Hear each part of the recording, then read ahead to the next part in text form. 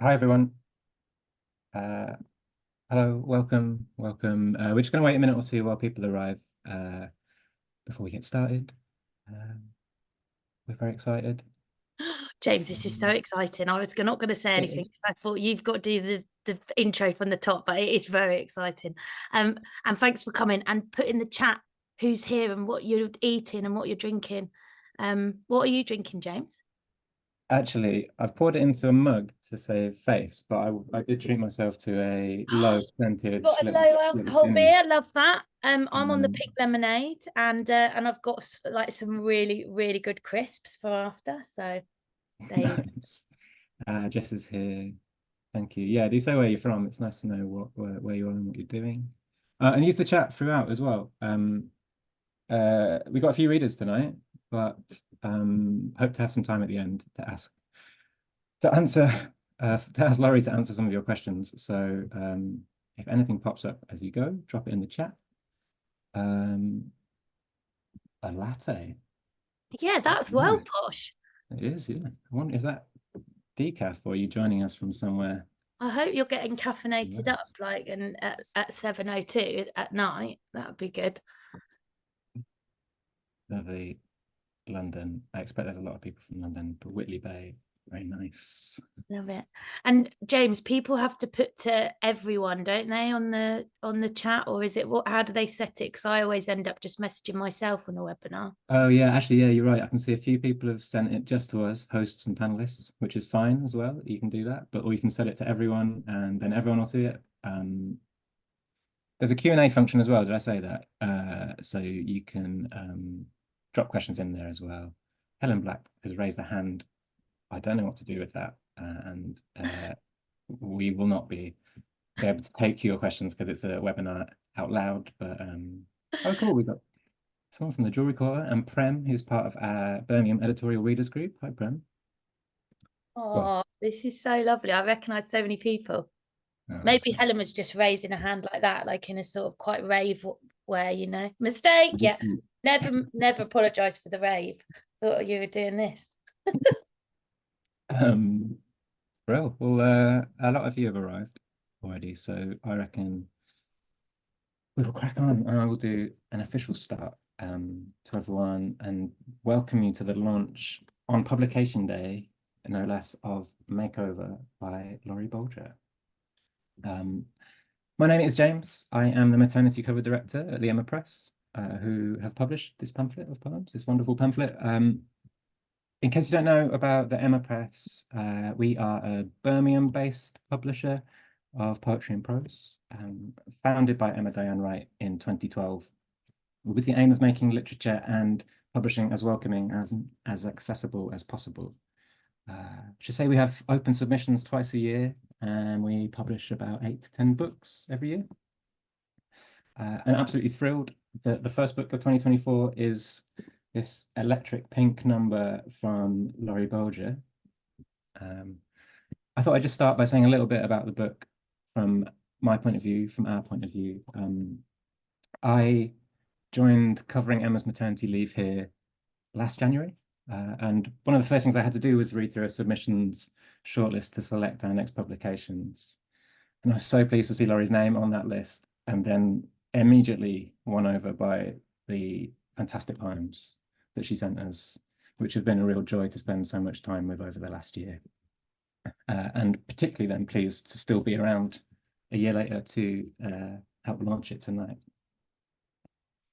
And since Emma has been typesetting it for the last couple of months, I realized I haven't read it for a little while. So I was flicking through it this morning, and it's so nice just to hold it in our hands.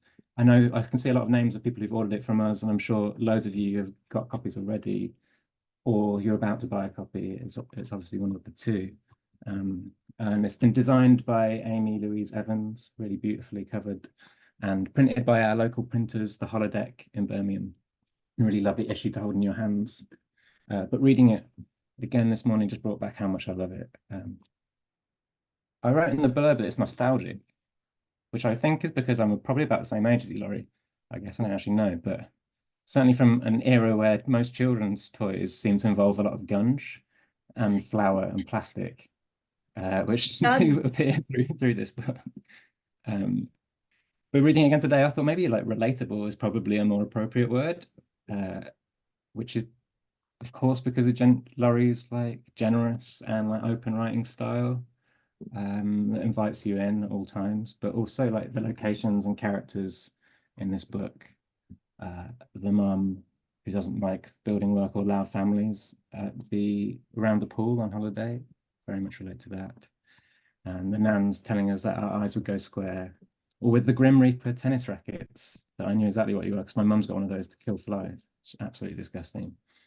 Um, but perhaps it's most relatable for its kind of reaching towards a closeness and understanding with friends and family, which I really loved. So tonight, the next hour, very delighted to say Laurie's here with us, obviously, to read and talk about the book. We've got two special guests, Jonny Fluffypunk and Laurie Ogden, to share some of their work for us and help us celebrate Makeover. Before that, though, I thought we'd get straight into it and have Laurie on to share a poem and maybe say a few words, actually.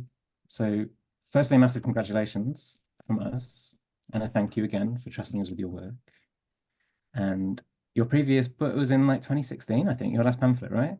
Yeah, it's So, been a long time. yeah, so how did this come together from the poems in that intervening period? I only realized today it was that long ago. Well, it's really interesting. So basically, well, first of all, thanks, by the way, James, you've been absolutely amazing. Like I cannot explain how looked after I've been by the Emma Press. They are honestly just like one of a kind. Completely get it. You just completely got it. And I know Emma was away for a while, but you know, sort of in the background and the team at Emma Press, I just honestly want to say thanks so much. And especially to James for leading the way with the editing side of things, because if, as you'll see from the book, when you hopefully get your hands on a copy or borrow a copy from your friend, you'll notice that my formatting's like an absolute nightmare, and some of the poems are on its side and all sorts. And like the first poem I'm going to read from the book is punctuated with tiny little hearts, like symbols, and it's kind of like, I mean, James just must have been like, here we go again, we got another one with really long lines. But yeah, it's just been amazing to work with you guys, so thank you. And also Amy like bossed the cover. It is a bit disgusting in places, this pamphlet, in a lovely way, and that's why I love that it's all shiny and pink, a bit like my whole life. Like I love the idea of you know, celebrating women in this book, and this idea of sort of, you know, this cover being completely pink, and Amy just totally smashed it. So drop her a message and say how much you love it. I'm hoping that we can collaborate and get some posters or something going on this this year, maybe for the summer or something. And also, just before I talk about how the book came about, which was James's original question, I was just going to say that thanks for joining tonight. I love poetry online. I think it's so it's just great. I mean, I am not wearing a bra or any shoes, so you know, it's great. You can use your own toilet, there's no queue, and it's just very relaxing. So yeah, I think it's lovely that you can all be here wherever you are in the world. And also just to let you know, I'm going to do a London launch in the coming months to launch this pamphlet and another pamphlet that is coming out in March with the Poetry Business, who have also been amazing to work with. But I'm going to do sort of a joint celebration of the two, so you only have to have one night out instead of two. And I'm also touring the book around the UK and Ireland after that, so make sure that you keep in touch, and if you've got any nights near you that you know are lovely, then put me in touch with them as well, because I've got a couple more slots I can fill. But anyway, what happened was basically I stopped gigging in the pandemic and just got my head down and did loads of poetry workshops online. And I worked with Andrew McMillan and Caroline Bird, thanks to an amazing DYCP grant with the Arts Council. It was my first ever funding, and I sort of just could not have written these poems without it. And I worked with them on Zoom, and it was just like the most amazing. I lived on my own for a year, which was like horrendous financially, but creatively brilliant. And where I was writing, it all looked like Mary Poppins, little chimney pots, so you could go out and sit on the roof. And I just read loads and I wrote loads, and then I realized I had a full collection. And this isn't to this is in the most amazing possible way. I put the collection together, and then I realized that so many of the offcuts from the collection, like You Make a Pie, when I put them all back together again and rolled them out, a lot of them were this book. And so they were all kind of speaking to each other in a sort of really weird, like meant to be kind of way. And this has just come out of, it just came out of nowhere, and I was like, oh, these poems, yeah, they're all speaking to each other. And then when I submitted my manuscript, James sort of picked the poems that I would, well, a couple of them maybe I was like a bit like, really, you like that one? But we're really on the same page with it, so it came about like that, I suppose. And it felt like a sort of a very domestic kitchen kind of, feels like a pie. But yeah. It does. I can just completely agree. I don't know You know why, what I but mean? that It's so is what it weird. is, isn't it? It's a pie of Yeah, a book. yeah, Cool. Do you want to kick off with a poem and yeah. then I'm going to start yeah. with Nan, because you lovely ones have been putting things in the chat about this being your favorite Nan poem. And the book's dedicated to my Nan, who we lost last year. She would have absolutely hated this poem. So, but anyway, I'm wearing her necklace tonight. It's a little gold sovereign, and yeah, I just want to kick off with this poem because it's the one with the gunge and the tennis racket. And yeah, the rest of the reading tonight is definitely going to be dedicated to the women in my little world. Nan. I worried about the blood in her kitchen bin that summer when I couldn't get the tampon in. She kept asking if I had ants in my pants, told me I'd get fat if I kept eating crisps like that. Told us our eyes would go square if we watched too much telly, told us not to pick our noses because our eyes would fall out. And then there were those real life stories, a cockroach laying eggs inside a woman's tongue. We grew courgettes down the side of the garage. Mine got so big I couldn't even carry it. I was a big blue wet paper towel. I was 49th in the running. I kept this alien in a plastic egg. All these secret things coated in gunge nursed at the back of the bus. And she never told Mum, leaving her wondering about those men who leave the taps running or take money from the ceramic chicken and spunk it. Nan asked for the Grim Reaper tennis racket for Christmas.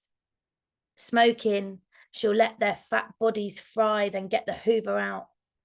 I pray her ghost will haunt the bingo hall for chips and not be on her hands and knees scrubbing. When me and her walk the wreck for the 15th time, she tells me, Laurie, don't trust no one, says it in her sleep before she hangs up the phone.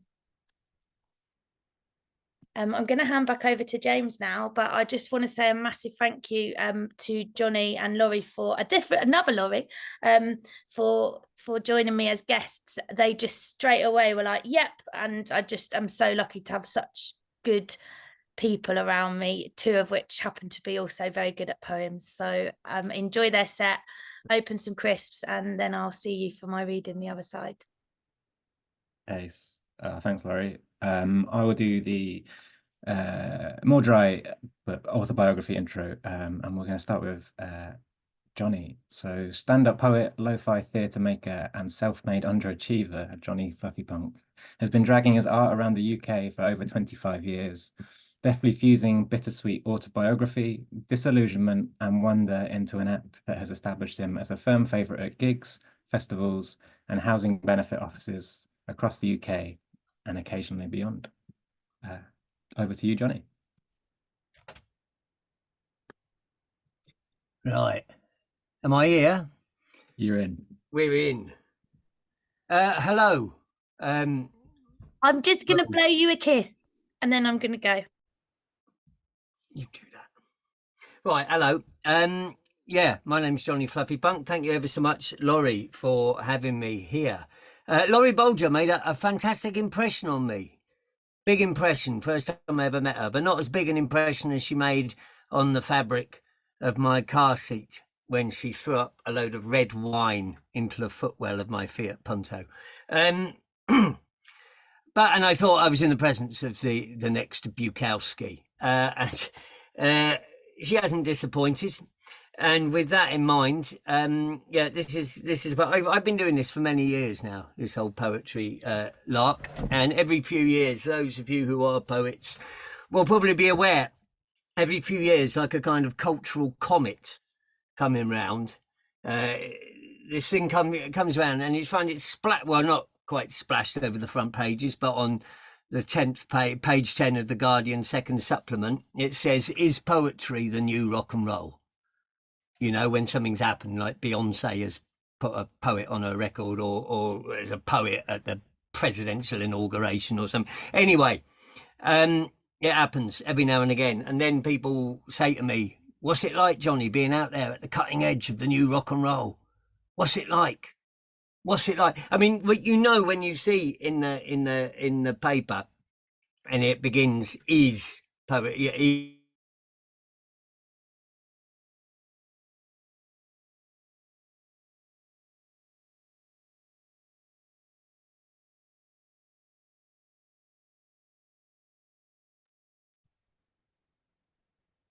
Is it just me who's lost John? He's bloody frozen. Oh. I do know one of his poems by heart, so if Neat joking, I would never do that. He'd kill me. Shall we see if he comes back? Yeah, I'll give him a sec. That I remember when I worked at Penned in the Margins, another poetry publisher, Tom Chivers, took a call from the Guardian and was probably quoted in one of those articles. I was like, "That's pretty cool." He's like, "Yeah, I'm pretty sure I take that call every 2 years. Is poetry the new rock and roll?" Oh, Johnny's just actually just left. Johnny's gone. So we'll move on. We'll move on to Laurie, Right. and then hopefully Jonny can get some. Oh no, he's back. Well, I don't know what happened there. I'm You back. Should we? I'm back. We're going for you again. I'm back. Let's hope that doesn't happen again. I don't know what happened. Didn't seem. I don't know whether what in that was right. Okay. This is Portrait of the Artist at the cold face of the new rock and roll. Let's not waste any time. Less technology lets us down again. The new rock and roll is how I explain this to the lady from the Literature Festival as we speed through the streets of a small Suffolk market town in a clapped-out Nissan Micra. The new rock and roll. And that night, I think I smashed it. The book club ladies sighed and nodded, and the girl in the tweed trench coat with eyes as dusty and inviting as the windows of second-hand bookshops. I know, for. She slammed her head to the rhythms of rustled paper and awkward silence before we all melted off into the night like poems bleeding back into raw ink. And now, back at the B&B, the after party, the new rock and roll. The Litfest lady cracks open a yogurt, lines up the Earl Grey slammers as the girl with the bookshop eyes leads us to the bed. And as our Nurofen starts kicking in, we lower our heads and lick hobnob crumbs from the plump stomach of a naked librarian. And that's how every poetry gig ends, really. This one probably with no exception. Okay, I'm going to do another quick one now. What's it got? Yeah, it's got a couple of minutes. This is a poem. I've been touring one of my lo-fi theatre shows, and this one is all about accepting change in life, and you know, well, anyway. This poem introduces it, and I cast a magical circle at the beginning, and I recite this poem as if it's a spell, and it's set at New Year's Eve because that's the closest it comes in our society to setting any kind of intention, right? And this is called "You've Got This." You've got this, it says on the mug that holds my first raspberry leaf tea of dry January. And you are telling me that this will definitely be the year that you stop smoking and take up Pilates. Your boyfriend got your leg warmers for Christmas, and now there are no more excuses. And I'm telling you that this will be the year that I learn to organise. I'll practice good sleep hygiene. This will be the year I gain the gift of self-belief. Like the people in the cafe where I sit and fail to get my writing done. The ones who give baristas grief about the way they ground the coffee beans. The ones who work productively on small, expensive laptop screens and order stuff like smashed avocado on sourdough. And me, right, I've got no idea why smashing avocados is better than other less brutal methods of transferring avocado onto bread. And as a rule, I don't eat things I cannot understand, but it's their confidence I'm after. You see, we all know that the world is falling apart around us, but we're still here, aren't we? Us lot on this Zoom. They haven't got us yet. We still get up each day because somewhere deep inside, we must still have hope. And hope is like own brand belief. It's the kind of faith you might find on the centre aisle at Aldi. And it's good enough for us. And we hang on to it, our beating hearts like hands cupped around the last match left. Hope lets us know that we can break free from the tired orbits we plough like redundant satellites. We can find reserve fuel somewhere, can alter course toward new worlds, defeat the bad guys, save the planet, bring about the revolution. But right now, let's start with the little things, because the little things, that's where you start taking back the power. So I clink my "You've Got This" mug against your can. And as the fireworks bloom like roses in the midnight sky outside, let's toast this coming year. The year that hope will light the human race a path from darkness. The year that you will throw away your fags and get to Pilates. The year that I will sleep a newborn sleep. And if I wanted to, I could order smashed avocado on sourdough. Like a fucking boss. Right, that's the end of that. Thank you very much, Laurie. Sorry for the technical fuck up there. I don't know what went on. I'll duck back now and bring on the next one. Bring on the next one. Thanks, John. Thanks, Johnny. That was amazing. Absolutely loved it. All right. Our second reader supporting Laurie is another Laurie. Laurie Ogden is a award-winning Northern writer and performer. She was a Jerwood Avon playwright, longlisted for the Jerwood Poetry Fellowship, and a former Roundhouse resident artist. Her pamphlet Humaning was published by Flipped Eye in 2021. Over to you, Laurie. Hiya. I was really chuffed when Laurie asked me. So I'm a big fan of her and of her work. And then I've hilariously realised that I've just moved house, and I brought a few books with me. Most of them are in storage. And I realised I don't have my own book. So I am going to be reading off a Google Doc. But I just wanted to start with this poem because I know that Laurie likes it. I wrote it after lockdown when a group of girls that I know finally met up and went to the park together and got really drunk. And I wrote a really terrible version of it in my drafts that night. But this is what eventually came out. It's called The Birds. My friend bleeds on the picnic blanket. She reaches down, expecting the damp of a spilt tinny, but feels warm, sees red. We flock to cover her stained summer dress. Magicians releasing doves from our pockets, tissues, makeup wipes, a sanitary pad. We waddle, a gaggle, to the park bogs. From the sky, perhaps we are one bird, the drunkest a beak squawking, two of us for wings, two for tail feathers, and her, the bleeding, beating heart. I always forget that when I wrote this poem, I thought that everyone called the toilet the bogs in school, but apparently it's a northern thing. This next poem is the first poem in my pamphlet, Humaning, and it's called What We Are Given. I opened the Matryoshka doll, and out came a grandmother, faded, coughing. I opened the grandmother, and out came a mother as a sobbing child, locked in a cupboard. I opened the mother, and out came a money spider, which, hopeful, I opened, and out came an envelope that paper cut my finger as I opened the letter, and out came a northwesterly wind that tore through the house, ripped off the roof.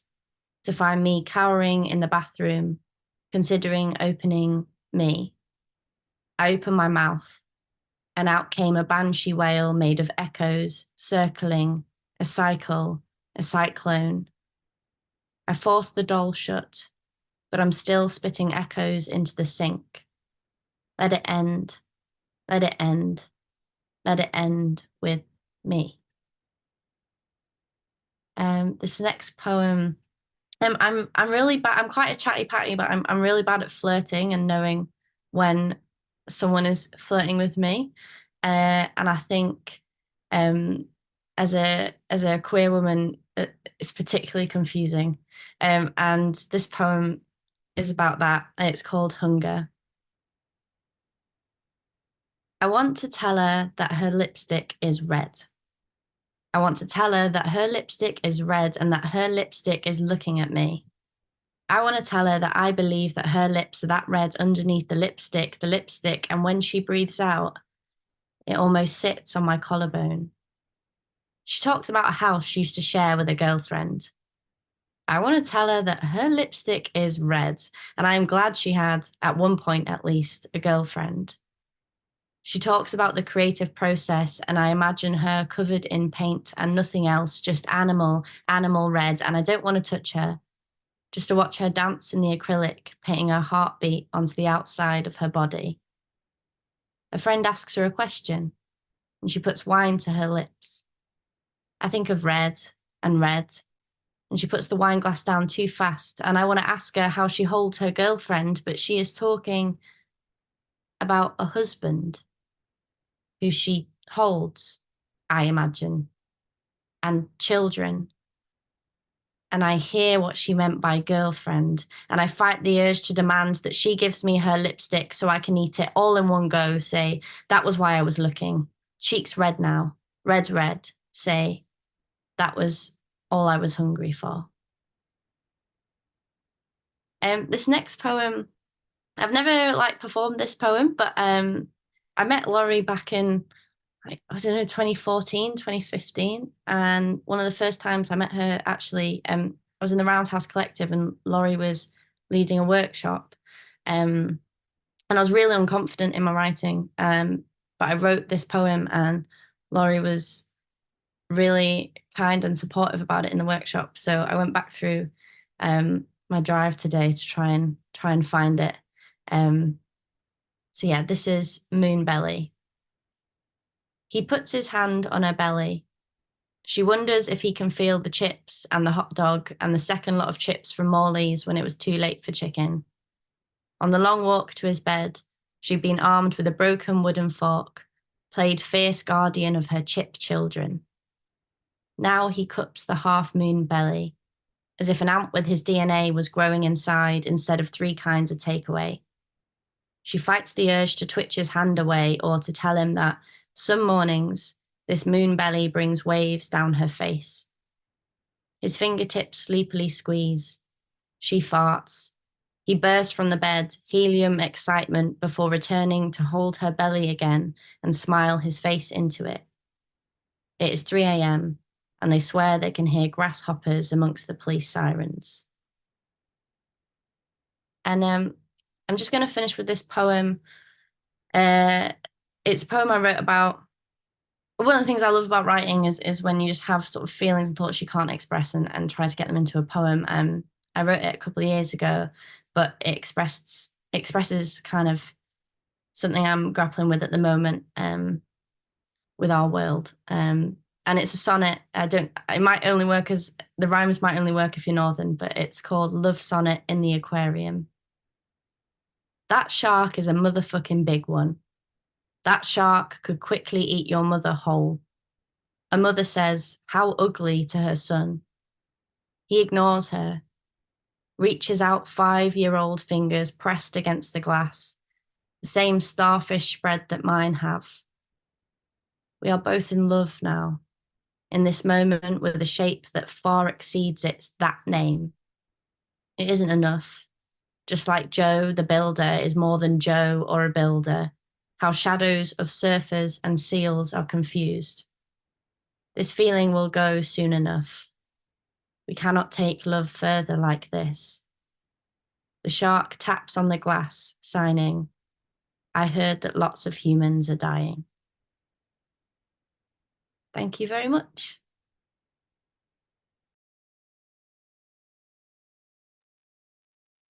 Wow. Thank you, Laurie. That was incredible. And yeah, very apt support acts, I think. Well chosen, Laurie Bolger. Yeah, thank you so much for doing that for us. All right, on to the main event. Laurie's going to read some poems, and we'll finish off with some questions. So do put any in the chat if you want. If you have any, if any come up as Laurie's reading. And I will give Laurie the biography intro as well, in case you don't know her. I'm sure most of you do. Laurie Bolger is a London-based writer and founder of the Creative Writing Breakfast Club. Her debut pamphlet, Box Rooms, was published by Burning Eye, and she's featured at Glastonbury, Tate, RA, and Sky Arts. Laurie's writing has appeared in multiple magazines, and her poems and short stories have been shortlisted for the Bridport, Live Canon, Winchester, and Sylvia Plath prizes. In 2023, Laurie's poem Parkland Walk, included in Makeover, was awarded the Moth Prize and highly commended in the Forward Prize for Poetry. Over to you, Laurie Bolger. Thank you, James Trevelyan. Thanks, Laurie and Jonny. My God, you read like the best poems, and I love them, and I love you. This most chilled out Zoom ever, right? Like so calm, and I was like, I should be really nervous, and it just feels really, really calm. And just like I'm in really good company. So thank you for coming. And yeah, I'm going to read for an hour and a half. No, joking, I'm not. I'm only going to read for about 15 minutes maximum, maybe till like 1:45. I'll tell you a bit about the poems because I can't not. But then obviously, like James said, please do put your questions in the Q&A, or you can put them in the chat if you don't know how to do that. And Laurie, can you post a link to your pamphlet in there, please? And also maybe James could, or Jonny could post a link to his work as well. Yeah, amazing. And we'll finish about 8ish, so you can go and catch up on your telly and have some nice snacks. I keep mentioning snacks because the book is very it's a very sort of buffet kind of vibe, like the kind of idea of a working men's club and a buffet. And I wanted to get a tattoo to commemorate the book because I love it that much, and I was going to get a prawn vol au vent. And then I did a residential course with a writer called Tim Clare, and he didn't know what it was, and he went, sorry, what is it, a fruit basket? And I was like, no, it's a prawn vol au vent. I'm hoping you know what a prawn vol au vent is, but yeah, it's kind of that era of cheesy pineapples. And if you come to the in-person launch, I'm hoping to have teapots with maybe pink gin and some prawn vol au vents or something similar. So I'm going to start with a poem called Peach, because it's one of the longer ones in the book, and it's for my mum. I've got an amazing mum who nan is her mum, so it's like 3 generations of women in this book. The blokes don't really get much of a look in this one, but this is Peach, and it's for her and my nan. And then I might read one that sort of slowly creeps towards the generation of me and my sister. So Peach. In the working men's club, they played pennies from heaven. All the kids would run onto the dance floor to pick up the coins the adults had dropped.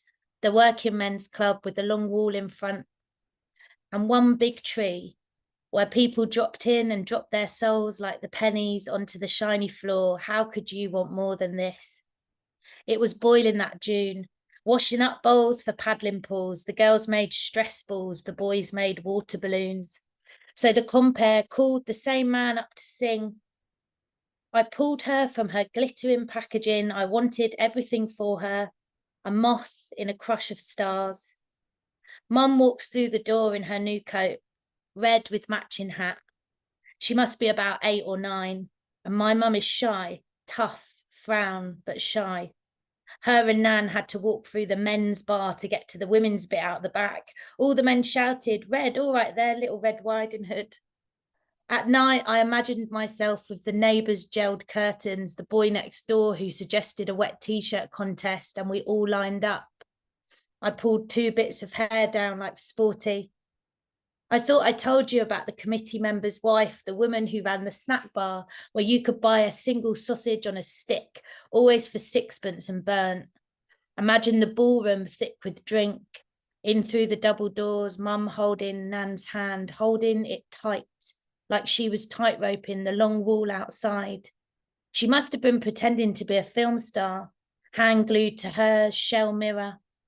And later, after fizzy Coke and crisps, her pushing the coins into her small hot palm, gathering them up quick. The coppers falling from the pockets of Mr. Ambrose, Edith and Jean, Rita, fat peaches, penny sweets, French chalk, women waltzing like they were well-to-do and in love.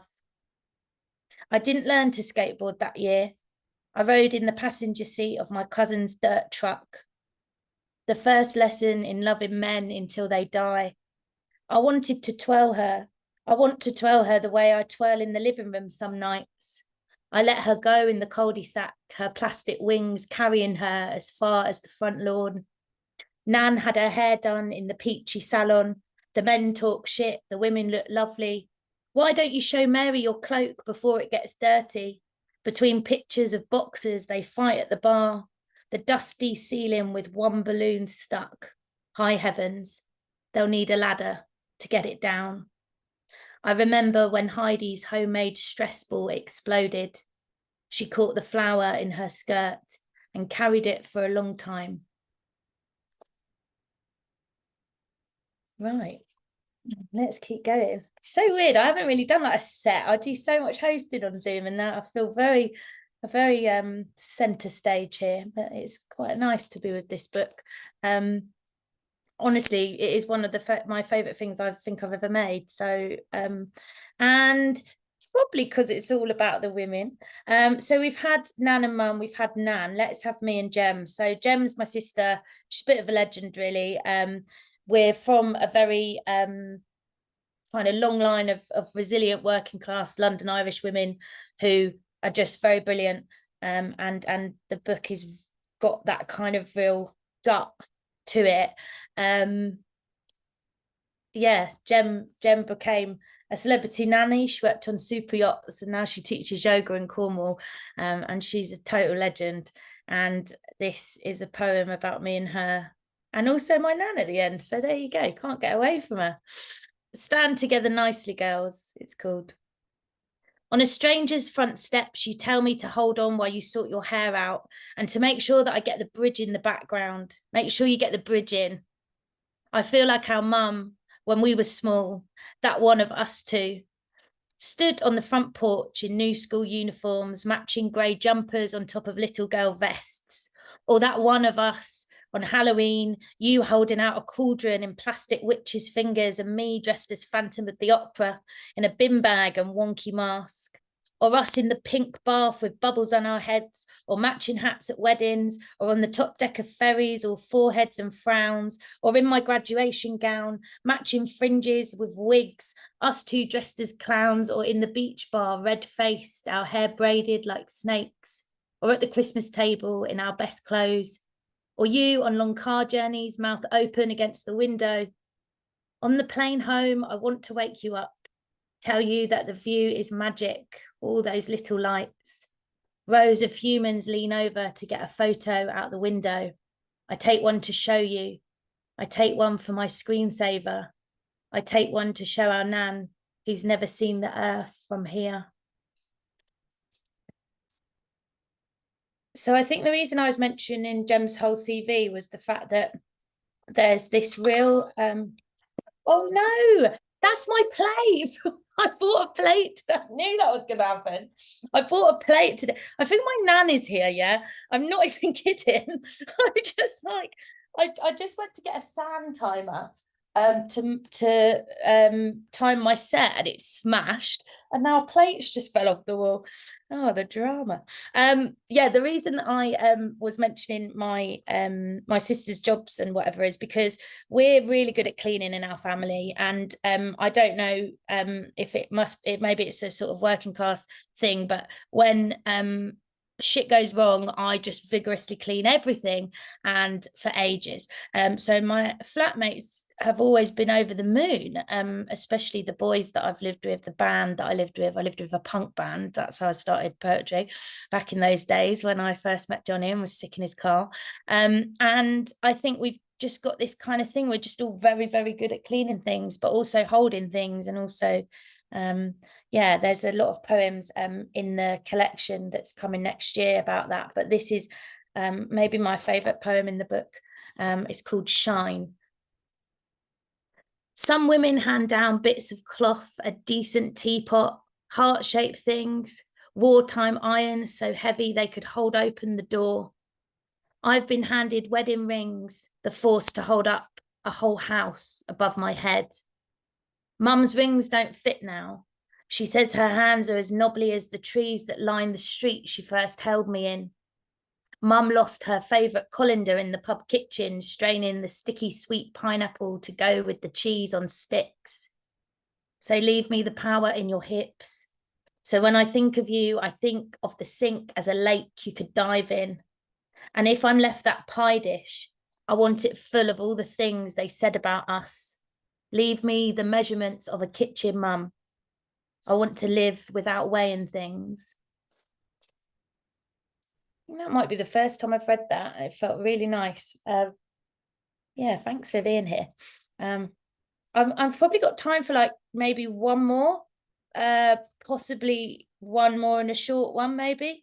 I don't know if there's any that anybody particularly wants to hear and get in the chat really quick. And if not, I'll just go for ooh, I think there's one I might like. Okay, nice.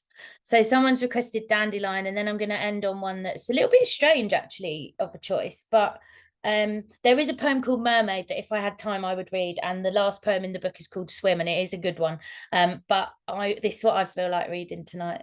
And what was I going to say about that? Oh, Mermaid. Yeah, you're like, did you get your tattoo in the end? Yeah, I did. I've got a scallop in a shell. And if you read that poem, you'll see why. I went against the vol au vent, but you know, there's still time. So yeah, Dandelion. Stubborn little thing, so familiar with the city, never fails to push itself up at the side of pavements, dig deep roots in alleyways, in the hottest of summers, challenges the concrete. It's a very little one, that one. When I saw a dandelion, I thought of my mum. That's a really started as a very long time ago, that poem. So I'm going to read one more. Depending on questions, I might be able to do one more at the end. We'll see. Oh, you lot in the chat, you're so lovely. I just recognise so many of you, and I want to give you all a big snog. So I'm going to end on a poem called Watergate Bay Hotel. Watergate Bay Hotel is one of the most amazing hotels that I've stayed in, and I've been on holiday a lot.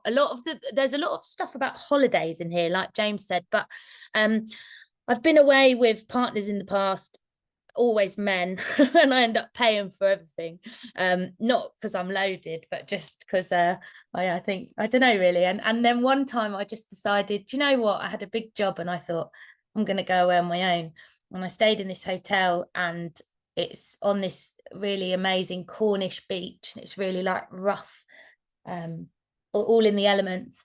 And I don't know how I wrote this poem, but it was one of the ones that James was really keen on putting in the book, and I'm so glad we did. And I'm going to end on this because I'm hoping that later you might think of it when you're snuggled up in your bed, having a little moment with yourself, maybe, with your cup of tea, obviously, and your clean bedding. But yeah, I bought myself a new bed recently, and I just think things like that are just so important. So it's kind of about looking after yourself. And Watergate Bay Hotel. I ordered a sticky toffee pudding in a shiny blue bowl, took it up to the room at the top, let the ice cream melt and float like petrol, just me and the duvet, a new sheet and my body tucked under it. And I rubbed my feet back together and let a comedian keep me company on the little telly in the corner. And I was glad not to have to be anywhere or anyone's. And the sea got darker, I got stiller. And I can't remember leaving the bowl or the spoon, but it greeted me in the morning, sides going hard on the grey bedside like cold sand drying in the bright. Everyone's favourite Sunday weather, everyone out there already. When the morning knocked the door, I laid there the same way lovers do, pulling the other one back to bed as the shower cools their warm bodies in. Thank you very much. There she is. Thanks, Laurie. That was amazing. Lots of, all the way through, as you said, everyone's loving it in the chat. I like these little floating hearts as well. I know, I'm loving the emoji, little Yeah. emoji kind of parade going on the right hand side of my screen. Keep them coming. Someone put a rogue one in. The thumbs down. You Yeah, can't tell who does it, so a ghost. Yeah, exactly. I'm really glad you read that poem, and I'm super glad that we put it in. It segues nicely into the question that I was going to ask, and I'm hoping that some other two people will probably have more questions, and that'll see us to the end. But I thought it is completely not on purpose, but like launching it the week of Valentine's, or like Galentine's more appropriately, I think, for this book. Because like friendship and female friendship especially, and like sisterhood, I think like it comes through in all the poems in the book, and it feels really important. This isn't really a question, it's a classic thing, isn't it? More of a comment. Yeah, I love really this like this so about far. your No, work. give me whatever you want. No, I thought it's the most Talk- amazing idea. I thought it was the most amazing idea launching it for Valentine's Day. When I was writing this book and then I went to see Barbie, I was like, Barbie's a bit like Makeover, but Makeover's the kind of the Barbie, you know, getting her hair done under a hairdryer and like smoking a cigarette, you know, it's that kind of Barbie. But I just feel like it was really good timing, and obviously Amy doing the cover pink when it came, I was just like, yes, and everything just fell into place. I haven't just set my background like this. This is genuinely my room, and I love pink and pastel and sequin and all of that. But also, I think some people might think that my book is like Galentine's, woo, like let's have, and actually it's not, it's gritty, and it always has been underneath. And I think you guys really noticed that, which was lovely. So don't be deceived by this shiny, lovely cover of joy. You got to look a bit harder. But yeah, it was a great idea. I love that it came out the day after Valentine's Day. And I don't know if that was a question, but big up the date of the launch. no. I think well, I was thinking as well, like, can you talk about, I don't know, is it like important to you, like the kind of the role of friendship and people and real people in like your writing? Because this is like books like punctuated by friends, and your partner and walk one, obviously. Yeah, Yeah, for it's sure. like, I mean, like nearly every poem is about kind of the power of friendship and family, I think. I think it's all quite personal though as well, and I was really worried what my mum would think of it, but she was just amazing as per, and just was like, yeah, because I think the tone of it, although it might not be all completely factual, it's like got these kind of like these kind of energy of women from generations before and maybe generations after, you know, sort of kick up the arse. There's a lot of poems in there about bodies that I actually didn't read, and about the things that we might have been told about our bodies and things like that by people who might be women who are quite hardcore themselves, but almost have this kind of value in like making themselves smaller. So I guess that's like a really big thing. And there's so many characters in this. I think it is like a set and there's so many different characters in it, the way that you'd like play with little dollies when you're little, or Sylvanian families, as it says in the book. But yeah, there is all these kind of women coming through, and so many of the poems have more than one or two characters in. And I think editing those poems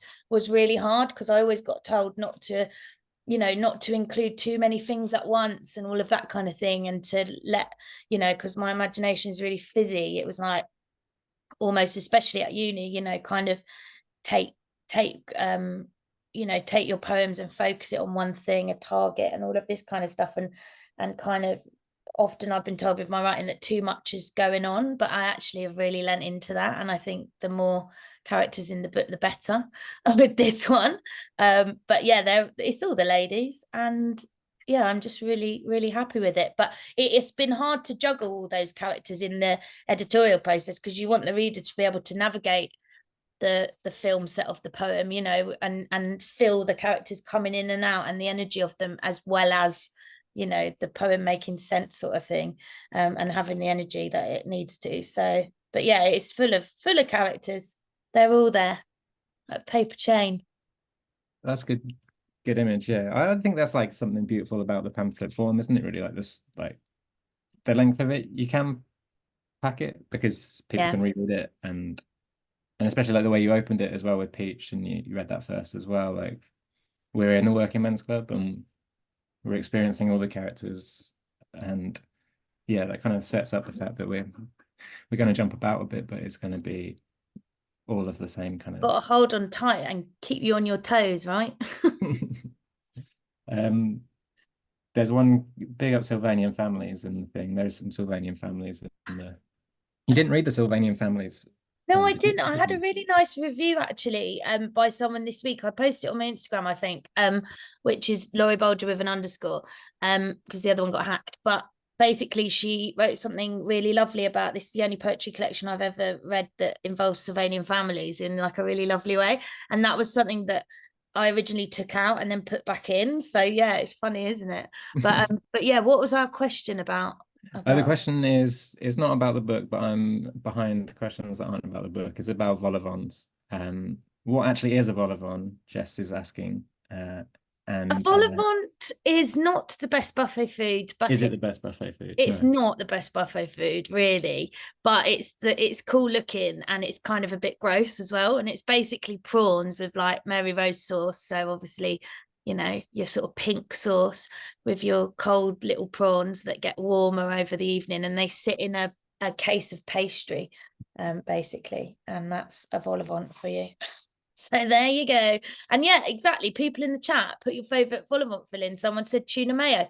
It's not just fish. I've had a vol au vent with not fish in. But Amy's very, very cleverly put a couple of little prawn vol au vents around the place.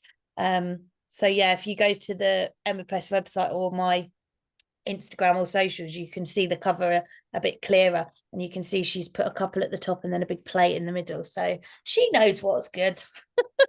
What is the you mentioned it in a poem, and it's on the cover as well, the chicken. What's that an allusion to? I don't know whether I should do the answer, Okay. the proper, like the hardcore answer, whether you want the extended version or I just be really sweet. What do you think? Let's go short, because we've got one more question that's better than what is the chicken. Okay, so the chicken is on the windowsill of the lounge. It is, I used to play it with, I play with it when I was at my nan's house in Hayes in London, and I used to mess around with this chicken that you're meant to keep eggs inside. But apparently there's like an old sitcom, I think, where they kept money in it or something like that. And we live on the ground floor flat in southeast London, and we back onto a mews, and it can be there can be some dodgy characters down there, particularly one man for a while who I shouted at very loudly and he never came back. But for a while we kept an alarm in the chicken. So the chicken kind of had this like rape alarm inside, and it was like hardcore. Like, so anyway, he didn't come back and everything like that, but it was almost like this chicken is like, looks really like it's just a chicken, but it's hardcore. That chicken is hardcore. And I also used to keep yeah, like sort of valuables and spare keys and things like that. And it was a bit like the pointless drawer, but it was a chicken. But I'll post a picture of her. I've called her Maureen after my nan. And yeah, she's on the windowsill. Put a little bow on her for Christmas, but I'll post her on the socials. But that's the chicken creeping in, not going anywhere. She's in the corner. I like it. Gail has asked, which is a nice question maybe to finish or head towards one more poem before we go. Gail Webb's I'm interested in the body poetry, and you come at it slant. Is there any more to come on this from you, I guess? So it's kind of like, what's next? And it's an important topic. Gail loves Your Body Isn't Glamorous, which I love as Oh, well. that's really kind. Yeah, that was another poem about Gem, and when she was nannying, and one of the little girls that she nannied for said her body wasn't glamorous because, I guess, because she just looks like me, but blonde, and the women around her, that little girl's family were very kind of different looking, I suppose, and it's just really interesting. And I think I'm going to write about bodies for a long time. You know, I've struggled with a lot of different narratives that have been kind of spoken around my own body, and it's not very helpful. But I also think this is probably the most well, I'm just sort of getting on with life now, and I'm kind of like, my body changes, you know, that sometimes the jeans fit and sometimes they don't, and actually don't focus on that because there's bigger things to be doing. So I think particularly the other pamphlet as well, with the poetry business and my collection next year, it's definitely got lots of body stuff going through it, and you know, poems set in gyms and things like that. And this really was like yeah, this was the first of those poems for sure in this one. I'd love to read Your Body Isn't Glamorous, but I want to end on Parkland Walk because I think it's a really important poem, if that's all right. That sounds great. I tell you what, shall we go out on you? So I'll just say my like final bits. And I'm posting a link, obviously. I can see so many names of people who bought it from us, and I'm sure many of you bought it from Laurie, but do check into the book and buy a copy or give one to a friend, or tell people about it. That's what I was going to ask, actually. If you could, if you've enjoyed this event or Laurie's work, do consider sharing photos if you are social medially inclined. It really does make a difference, actually, for a small press and for a poet. And I'll just do a final thanks to Laurie again for trusting us with our work and for being here tonight, and of course to Jonny and Laurie for those amazing readings. And thank you all for joining us this evening. And I'm going to spotlight Laurie one last time to read her much lauded and prize-winning poem, Parkland Walk. And I will see you all again soon. Thanks, James Trevelyan. We've actually done it time-wise. We've actually done it. I don't think me and James have ever done anything like a call or anything to do with this book and not run over, because I'm a talker. But it's a good thing. I'm going to end on this poem. We'll probably go about 1 minute over now. And just say another massive thank you to Jonny and Laurie and the Emma Press and all of you that have bought the book. I'm really, really very grateful that you've come tonight, and please, if you can, join me on one of the tour dates, which I'll post on my website, but also there's a little mini flyer on Instagram at the moment. I'm doing some in all sorts of corners and places, so yeah, come and say hello. And I'm going to end on Parkland Walk. This was the poem that won the Moth Prize last year, and I will dedicate it to Louise Glick, who sadly died before I got a chance to thank her, which is a really strange thing, but it feels a bit ghosty tonight. But she's an amazing poet, and it meant the absolute world that she recognized this poem, because like I say, I think a lot of people think my poems are quite sort of, you know, yeah, a bit of fun, a little bit of a party, but actually there's something going on underneath, and I think she really noticed that in her comments. So this is Parkland Walk, and I'm really, really pleased this made the book. And I'll end on this one, and I guess it's a really good one to end on because it's all the things that we get told as young girls and women, and kind of, you know, well, you'll hear it. Parkland Walk. Some tech god has made an app so you can hear the birds and name them. The police helicopter is going, so we speak loud. The broken bird box is left hanging, but they're still going.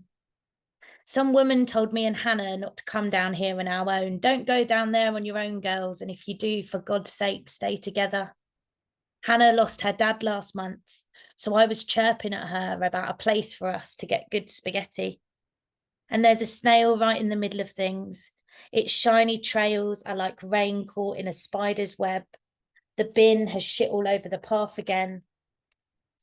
And someone has graffitied the sun onto the side of the big trunks in a mess of yellow. So the bark is like the potatoes we dipped in paint and dragged around the plate when we were small.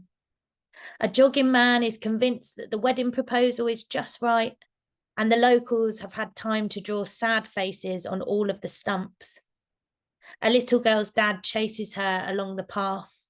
I make a joke about the woman with the warning. I wanted to say, my legs are thick with blood, and yes, they can run.